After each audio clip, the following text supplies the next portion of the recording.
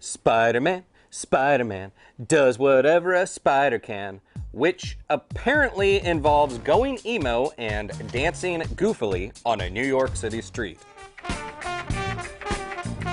That is right, it is time to look back at Spider-Man 3, the third installment and most soap operatic of Sam Raimi's Tobey Maguire webhead franchise, aka the movie that opened the door for Andrew Garfield and now Spider-Man Homecoming's Tom Holland. Released in the US on May 4th, 2007, the development of Spider-Man 3 began before Spider-Man 2 hit in 2004, with an opening date set before a very long production even began. It was a pretty crowded movie. Tobey Maguire returned alongside Kirsten Dunst as Mary Jane, plus new love interest Gwen Stacy, and sorta kinda love interest Ursula, the landlord's daughter. And 3 villains: Venom, Sandman, and James Franco's Harry Osborn / New Goblin. Okay, so this is a busy movie, but if you remember it as a failure, you're getting stuck in a web of lies.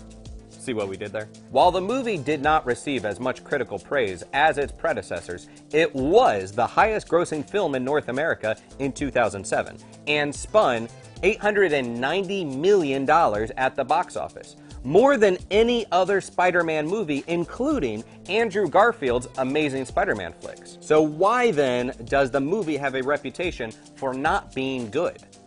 Well, okay, this is where things get sticky. Certainly, Spider-Man 3 has a villain problem, as in too many, but the film's legacy has more to do with Peter Parker turning all cool and super douchey. Find us some shade. Thanks, Hot Mix.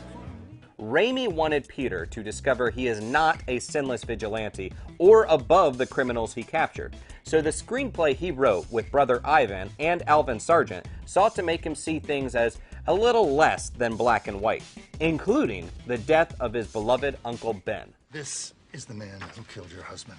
That's where we get the sympathetic villain story of Flint Marko, aka Sandman. But Peter becomes a violent and vindictive jerk in the Venom suit, as the alien enhances his darker impulses. Plus, Raimi's scenes of uninhibited Pete strutting down the street, wearing all black, playing a piano, and having a dance montage in a jazz club dialed Spider-Man 3 to cheese levels that the other movies did not approach. But the scenes work as signature Sam Raimi. These movies always embraced a level of goofiness and silly humor. Lest we forget, Spider-Man 2 also had a musical number. Raindrops are falling on my head, they keep falling. However, Venom was never quite the body horror anti-Spider-Man that some fans wanted. And not even Raimi initially wanted the villain in the movie, but included him to please fans and acquiesce to Studio Sony's requests. On the effects front, the script demanded new computer programs be created for Sandman and Venom. A dozen types of sand were used in experiments to generate effects, and both real sand and ground-up corn cobs were used in practical shots. For the Venom suit, Raimi wanted the alien to have its own character beyond being simply a black ooze, and lions and cheetahs were studied to create how Eddie Brock as Venom might move. Spider-Man 3 is really messy, but a box office success. And with money comes a sequel, which was slated to be released in 2011 with Raimi, Maguire, and Dunst all returning.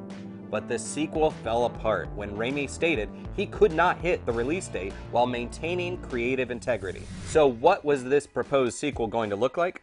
Well, Raimi demanded the Vulture as a villain, and John Malkovich was reportedly set to play him. Meanwhile, future Catwoman Anne Hathaway was reported to play Felicia Hardy, aka Black Cat.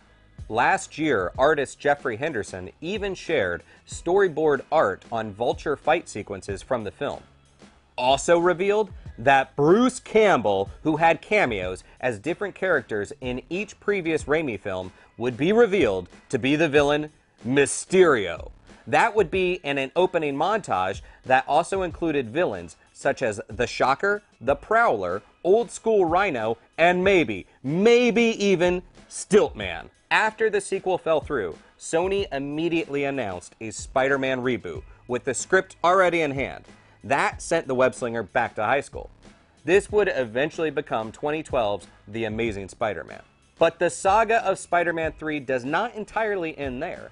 In a 2014 Nerdist podcast with Chris Hardwick, Raimi called the movie awful. He admitted the movie doesn't work well and was doomed because he did not love all the characters, such as Venom, and that it was a mistake to raise the stakes after Spider-Man 2's success with more characters and villains.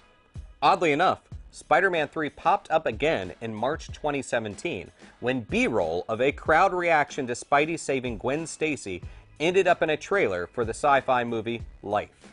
That film, featuring a black Uzi alien, was theorized by fans to be a secret origin story to a standalone Venom movie, coincidentally announced by Sony at the same time. Oh, what a tangled web we weave when first we practice to deceive with internet theories.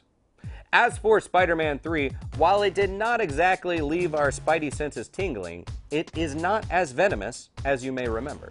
Thwip into the comments below and let us know what you think about the finale to Sam Raimi's wall-crawling trilogy.